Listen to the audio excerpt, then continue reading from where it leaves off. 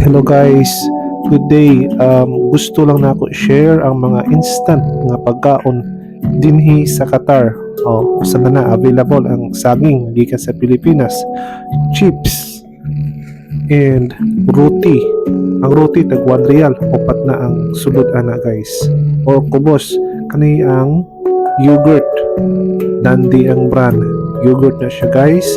And fresh milk. Dandig hapon ang brand. May lain nga anak sweet lassi. So kina may fresh milk na murag tabang paaslom na apoy tamis kato siya tamis. Sweet lassi ang ato. Fresh milk kani yogurt. Then ato ang testingan og abli ang ato ang chips.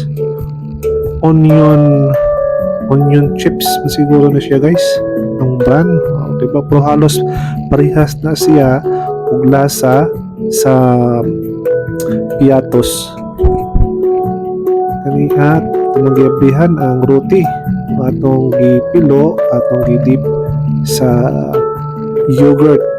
Okay, ang kanang yogurt medyo aslong-aslong ang lasa ni ana, unya ang ato ang roti tabang, so match lang. Okay ra, solve na ang ato ang paniod to, labi na sa mga trabahante diri sa Qatar nga walay tay magluto, no? Actually na mapoy mga available nga mga restaurant tuol, pero mao lagi na napoy kamahalan.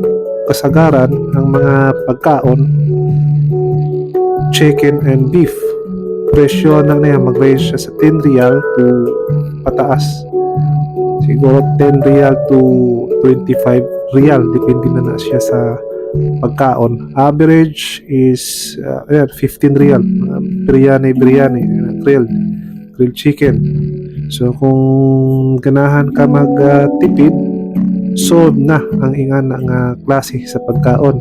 Usa ka roti 1 real, usa ka yogurt 1 real, usa ka fresh milk 1 real, usa ka saging 1 real, so 4 real na. 4 real na ang imuhang magasto sa imuhang lunch. Okay lang na guys, kay ini kagabi mubawi ra man po ka og pagkaon, pwede man ka magluto og rice.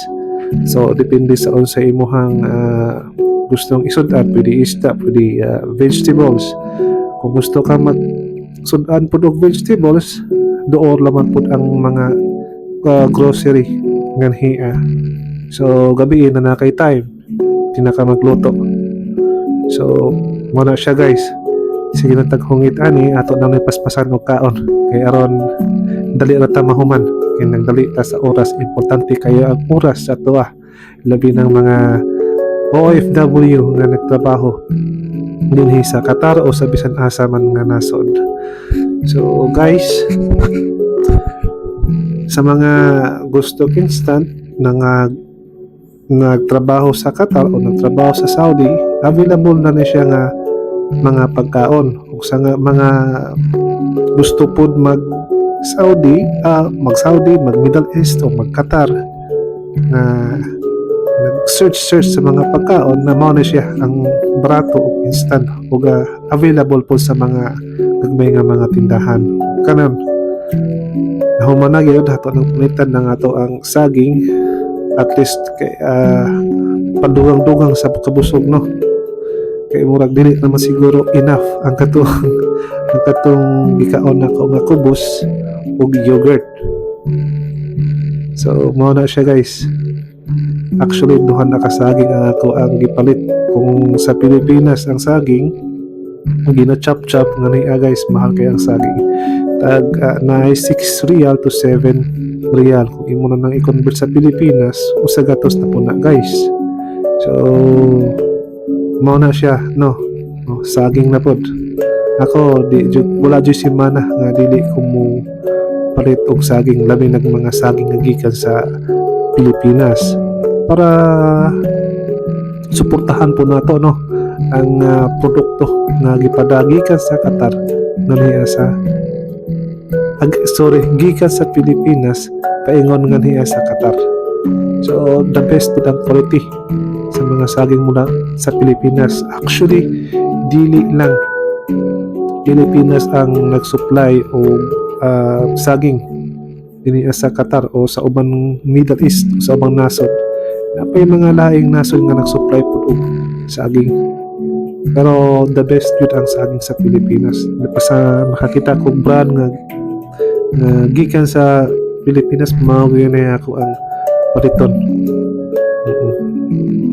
So nahuman na tagkaon ang last ato nang i-ablihan ang fresh milk mo na to ang last.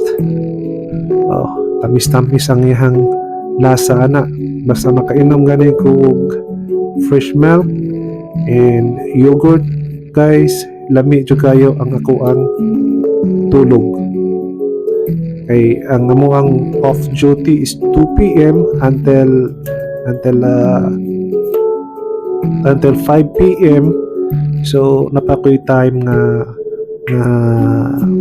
makapahuway no, o kung makainom ko ng fresh milk o makakaon po ko atong yogurt, lami jud ang ako ang tulog, isakto yun ang pahuway.